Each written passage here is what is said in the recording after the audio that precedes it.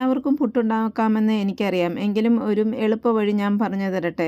പുതിയതായി പുട്ടൊക്കെ ഉണ്ടാക്കി പഠിക്കുന്ന, പുറത്തൊക്കെ ജോലി ചെയ്യുന്ന, ജോലിക്ക് പോകുന്ന വീട്ടമ്മമാർക്കും കുട്ടികൾക്കും ഹോസ്റ്റലിൽ നിൽക്കുന്നവർക്കും ഒക്കെ അവർക്കൊന്നും അറിയത്തില്ലായിരിക്കും. അപ്പോൾ അവർക്കൊക്കെ ഒരു എളുപ്പവഴിയാണ്. എനിക്ക് എൻ്റെ ഒരു ഫ്രണ്ട് പറഞ്ഞു തന്ന വഴിയാണിത്. ഞാൻ എപ്പോഴും പുട്ടുണ്ടാക്കുമ്പോൾ അതിനൊരു സോഫ്റ്റ്നെസ് ഉണ്ടാകാറുണ്ടായിരുന്നില്ല. അപ്പോൾ എൻ്റെ ഫ്രണ്ട് എന്നും, ഞാൻ ജോലി ചെയ്യുന്ന വ്യക്തിയാണ്. അപ്പോൾ ഞാൻ ജോലിക്ക് ചെല്ലുമ്പോൾ അവൾ എന്നും പുട്ടുണ്ടാക്കി കൊണ്ടുവരും. അപ്പോൾ ആ പുട്ട് കഴിക്കുമ്പോൾ നല്ല സോഫ്റ്റ്. അപ്പോൾ അത് എങ്ങനെയാണെന്ന് ചോദിച്ചപ്പോൾ അവൾ പറഞ്ഞു തന്ന ഐഡിയയാണിത്. നമ്മൾ വാങ്ങിക്കുന്ന പുട്ടുപൊടി വീട്ടിൽ വറുത്തെടുക്കുന്ന പുട്ടുപൊടിയല്ല കേട്ടോ. നമ്മൾ പുറത്തു നിന്ന് KK, അതേപോലെ പല പല കമ്പനികളുണ്ടല്ലോ.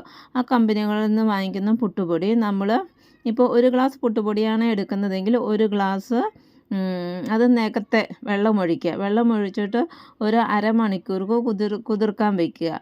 അത് കഴിഞ്ഞ് അതിലേക്ക് ആവശ്യത്തിന് ഉപ്പും തേങ്ങയും കൂടി കൂട്ടി കലർത്തി, ഇപ്പം അരമണിക്കൂർ എന്നുള്ള 1 മണിക്കൂർ ഇരുന്നോത്തോളം കുഴപ്പമില്ല. 1 മണിക്കൂറിന് ഇരുന്നാലും അത് നല്ല സോഫ്റ്റായിട്ട് വരും. അന്നത്തിന് ആ വെള്ളമെല്ലാം ആ അരിപ്പൊടിയിലേക്ക്, കാരണം വറുത്ത അരിപ്പൊടി ആയതുകൊണ്ട് ആ വെള്ളമെല്ലാം ആ അരിപ്പൊടിയിലേക്ക് അബ്സോർവ് ചെയ്തിട്ട് അത് നല്ല സോഫ്റ്റായിട്ട് തരിതരിയായിട്ട് വരും.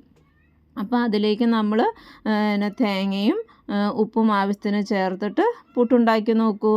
നല്ല അടിപൊളി പുട്ടായിരിക്കും. സോഫ്റ്റ് പഞ്ഞ് പോലെ ഇരിക്കും. നിങ്ങൾ ഒരു പ്രാവശ്യം ട്രൈ ചെയ്ത് നോക്കുക. ജോലിക്ക് പോകുന്നവർക്കൊക്കെ നല്ല എളുപ്പമാണ്.